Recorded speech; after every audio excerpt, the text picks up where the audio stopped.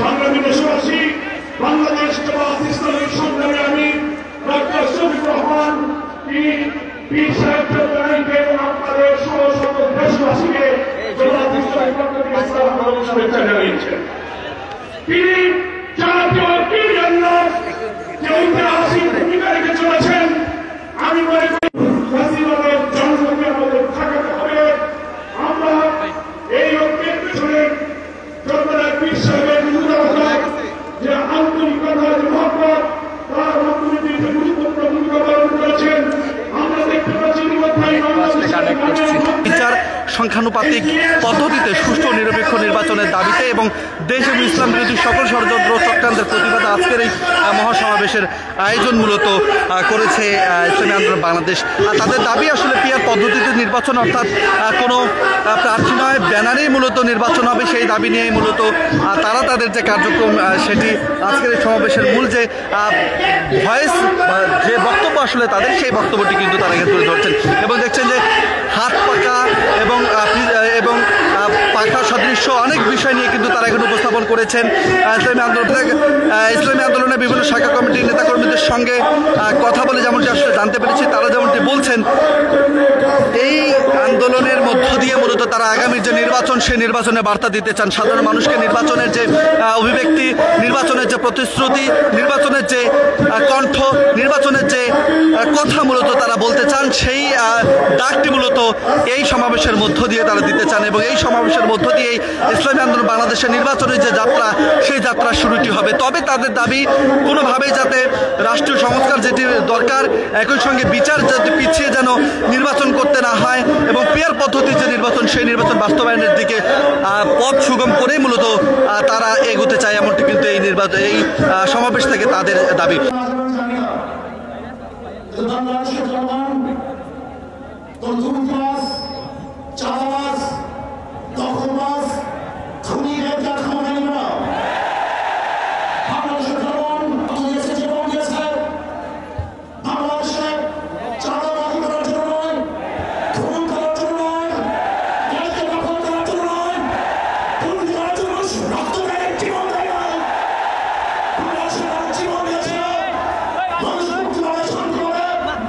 আমার গরিব দুঃখী মানুষ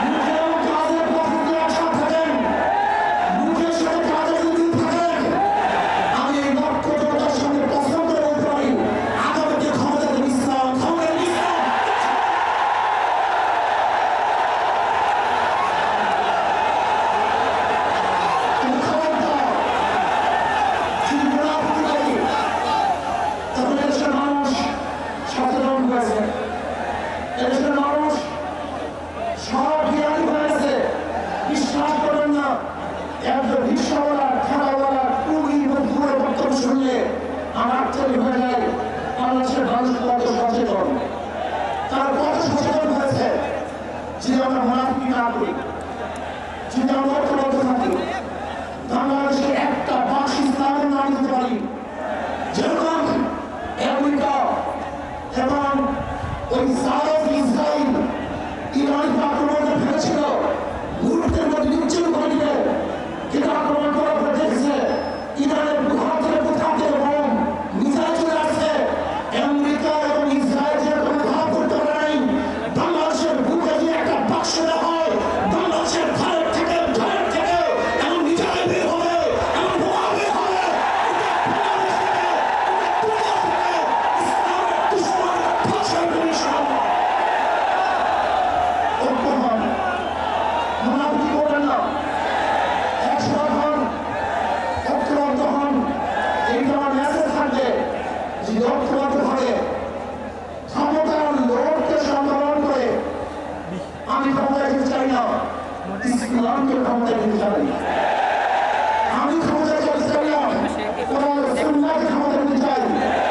যিনি আদর্শ পালন করেন, এই নীতি আদর্শ গ্রহণ করেন, ইনশাআল্লাহ নাসরুন মিনাল্লাহি ফাতহুন করিম, অবশ্যই সাবিরিন। সেই রাস্তা আমি দেখতেছি, আমার চোখের সামনে আমি দেখতেছি ওই সংসদের মধ্যে কলমা হবে, কোরআন সুন্নাহ হবে, লা ইলাহা ইল্লাল্লাহ হবে, বাংলাদেশের মানুষ শান্তিতে সমাজ করতে পারবে। জুলুম থাকবে না, অত্যাচার থাকবে না, অবিচার থাকবে না, প্রত্যেকটা মানুষের তাত্ত্বিক তাদের ঘরে ঘরে পৌঁছানো হবে। আজকে আমার মা মনে করে বলছে ইসলাম ক্ষমতা আসলে আমাদের অবস্থা কি হবে? ইসলাম ক্ষমতা আসলে প্রত্যেকটা মা বোনের ন্যায্য অধিকার প্রতিষ্ঠিত করা হবে। ইসলাম ক্ষমতা আসলে আগামী ৫-১০ বছরের মধ্যে সমস্ত গরিবরা গরিব গরিবরা চলে যাবে। ইসলাম ক্ষমতা আসলে ২৮ লক্ষ কোটি টাকা দেশে বাজার হবে না, দুর্নীতি থাকবে না, জুলুম থাকবে না, অত্যাচার থাকবে না, এই বিচার করে মানুষ আর ভুল হবে না, ভুল হবে না। ইসলাম ক্ষমতা আসলে শ্রমিকদেরকে তাদের অধিকার আনার জন্য রাস্তায় নামার করতে হবে না। ইসলাম ক্ষমতা আসলে কৃষক শ্রমিক মজদুররা তাদের অধিকারকে প্রতিষ্ঠিত করার জন্য ইসলামী সরকার তাদেরকে নিয়ে বহু গঠন করে তাদের প্রার্থী তাদের কাজে পৌঁছে। আসুন ইসলামী হুকুমত কায়েম করার জন্য আমরা চেষ্টা করবো। আজকে আমাদের জনসভার যশোর থেকে আমার কিছু ভাই আসার সময় তারা এক্সিডেন্ট হয়ে শাহাদাত বরণ করছে, আল্লাহ তাদেরকে আমাদের ব্যবস্থা করবে। আমার অনেক ভাইরা অবস্থা আছে, আল্লাহ তাদের